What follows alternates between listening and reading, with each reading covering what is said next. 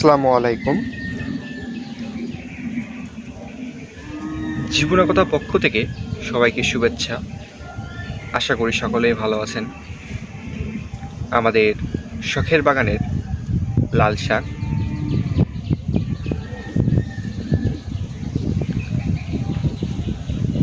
আমাদের শখের বাগানে বর্তমানে লাল শাক, বাটি শাক, পালং শাক রয়েছে। এখানে লাল শাকগুলো দেখতে পাচ্ছেন, এই লাল শাকগুলো এখন খাওয়ার উপযোগী হয়ে গিয়েছে। লাল শাকের পাশেই বাটি শাকের পাতাগুলো দেখতে পাচ্ছেন, এগুলোও বর্তমানে প্রায় খাওয়ার উপযোগী।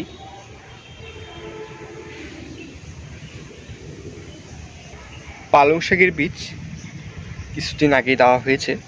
পালং শাকের পাতাগুলো এখনও খাওয়ার উপযোগী হয়নি। আজকে আমরা আমাদের শখের বাগান হতে লাল শাকগুলো তুলে নিব।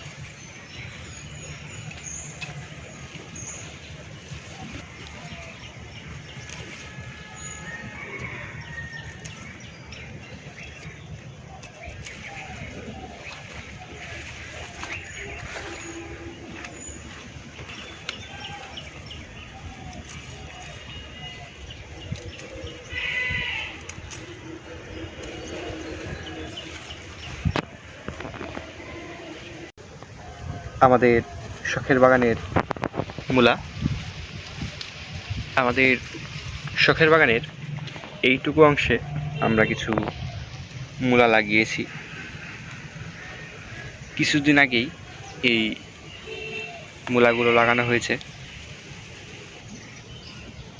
এই মূলাগুলো খাওয়ার উপযোগী হতে আরও কিছুটা সময় লাগবে। আমাদের শখের বাগানের বেগুন গাছের বেগুন দেখতেই পাচ্ছেন, গাছে বেগুন ধরে রয়েছে।